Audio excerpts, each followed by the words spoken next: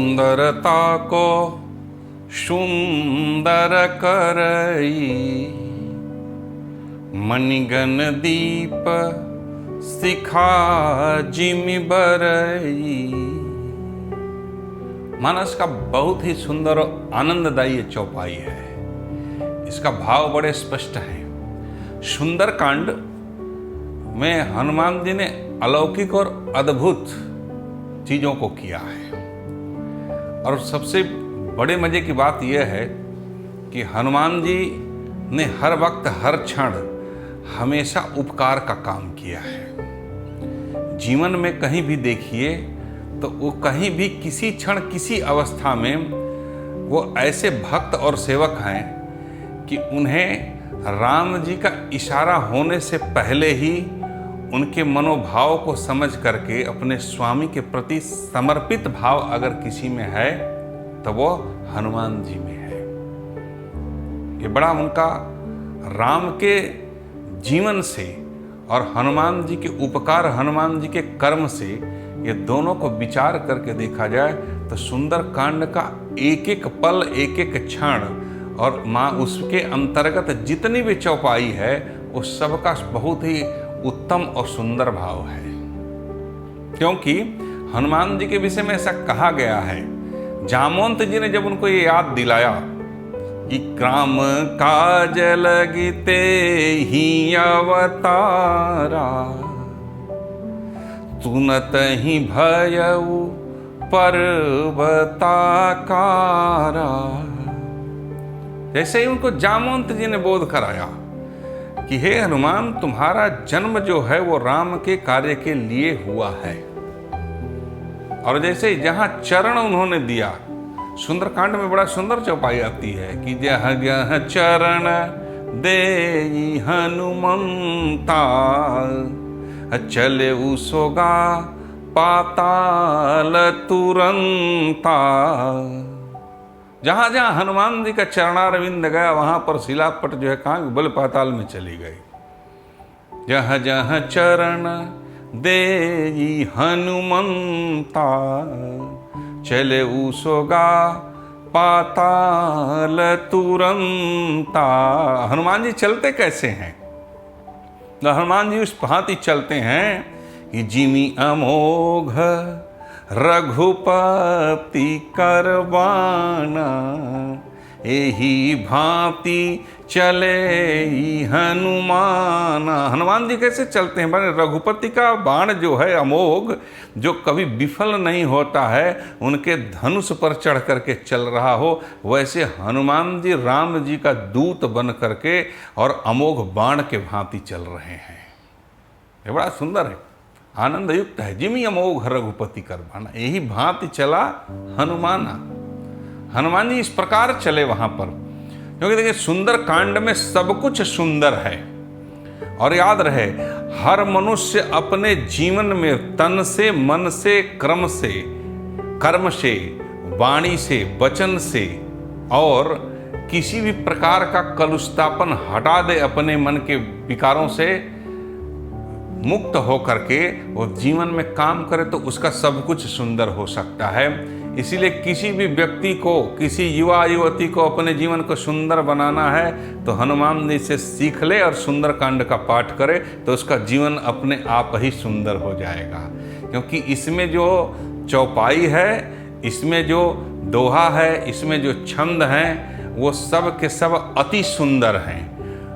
सुंदर ही नहीं, अति सुंदर हैं। इसमें हर प्रकार से, हर एंगल से विचार करके देखा जाए तो सुंदरकांड पूर्ण रूपेण सुंदर है। और सुंदर इसलिए है क्योंकि इसमें जगत जननी जानकी हमारी माँ किशोरी का वर्णन है और इसमें हमारे प्रभु श्री राम का वर्णन है। और जहाँ पर माँ सीता, जहाँ पर भगवान श्री राम विराजमान हैं और उनके अग्रगण्य दूत वानराणामधीशम, जो अग्रगण्य हैं, वानरों का जो न्यायाधीश हैं, ऐसे हनुमान जी हैं, ऐसे सेवक जो राम के लिए, अपनी माँ जानकी के लिए समर्पित है। इस कारण से सुंदरकांड और भी सुंदर हो जाता है। ये बड़ा इसमें अद्भुत संयोग है क्योंकि हनुमान जी के पास में हर प्रकार की विद्या है, हर प्रकार का कला है और उनको वहीं पर माँ जानकी ने वरदान भी दिया है।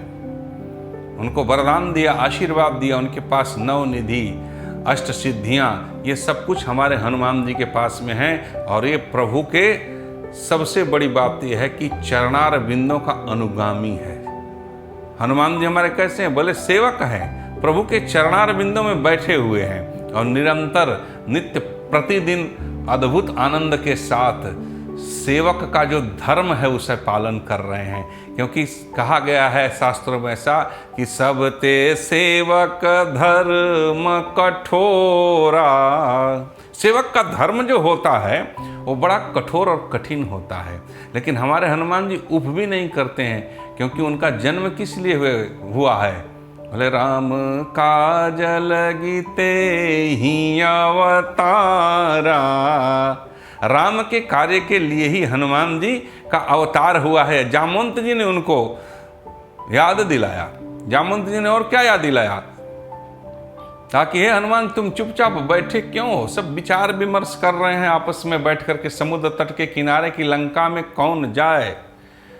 ये बड़ा अद्भुत प्रसंग है। वहां पर अंगद कहते हैं कि मैं पार तो जाऊंगा पर लौट करके आऊंगा, इसमें मुझे संदेह है। अंगद कहूँ जाऊँ मैं पारा, मैं पार जाऊंगा लेकिन लौट के आऊंगा, ये मुझे संदेह है। सुग्रीव है वहां पर, सब कोई वहां बैठा हुआ है, विचार विमर्श हो रहा है कि समुद्र का लंघन कौन करे, समुद्र पार जाए कौन। उसी समय जो है जामवंत जी के वचन सामने में आते हैं। ये सुंदर कांड का प्रथम चौपाई। और जामवंत जी हनुमान जी को उनके बल, उनके पौरुष और राम के कार्य का उन्हें याद दिलाते हैं कि आपका तो जन्म इसीलिए हुआ है, आप उपकार के प्रतिमूर्ति हो हनुमान, इसलिए विलंब क्यों कर रहे हो। जामवंत के बचन सुहाए, सुनि हनुमंत हृदय अति भाए। यह बात हनुमान जी के मन में बैठ गई। जैसे ही जामवंत जी ने कहा, जामवंत जी ने क्या कहा कि पवन तनय बल पवन समाना, का चुप साधी रहा बलवाना। हे वीर पुरुष, आप पवन के पुत्र हो, पवन के वेग के समान हो, और चुपचाप क्यों बैठे हो। पवन तनय, यहाँ तनय शब्द प्रयोग हुआ है। कोई भी व्यक्ति तनय, तनुजा, यदि पुत्र है तो वो तनय और पुत्री है तो तनुजा। पवन तनय बल पवन समाना, का चुप साधी रहा बलवाना। हनुमान जी को याद दिलाया। और क्या कहा जामवंत जी ने? और जैसे ही उन्होंने यह कहा कि राम काज लगी ते ही अवतारा।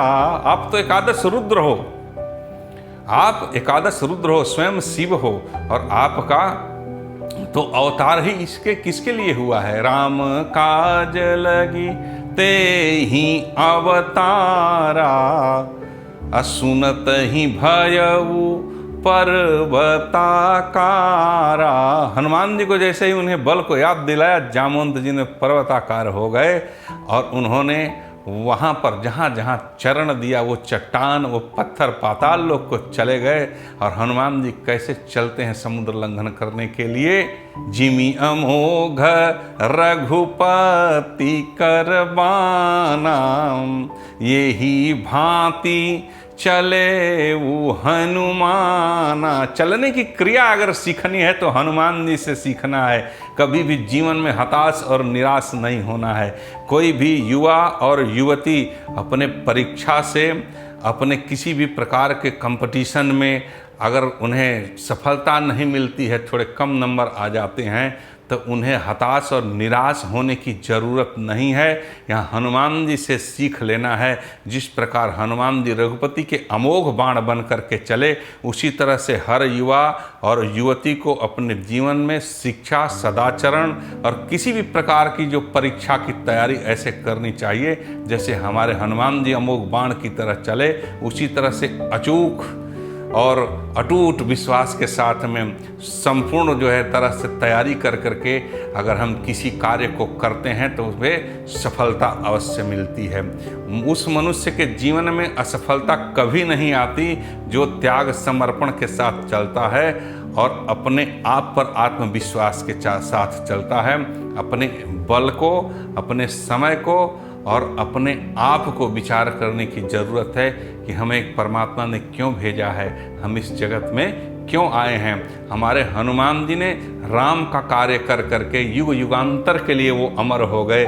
उसी तरह से हर मनुष्य को, हर प्राणी को, हर युवा को, युवती को और इस धरती पर रहने वाले, त्रैलोक्य हो, विश्व हो या भारत की भूमि हो या हम अपने घर में हो, हम सभी लोगों को हनुमान जी से यही सीख लेना है कि न कभी डरना है, न झुकना है, न टूटना है। अपने सत्यनिष्ठ हो करके सद्मार्ग का अनुकरण करना है और हमेशा सतत निरंतर जो है निर्विकार निर्भय हो करके हनुमान जी की तरह चलते रहना है। तो एक दिन हम अच्छे सेवक, अच्छे स्वामी भक्त, अच्छी राष्ट्र भक्ति, अच्छे माता पिता का सेवक और अपने घर को, अपने परिवार को, अपने समाज को, अपने राष्ट्र को और स्वयं को भी इस जगत में आए हैं तो हमारा जीवन साकार हो जाएगा। जय श्री राम।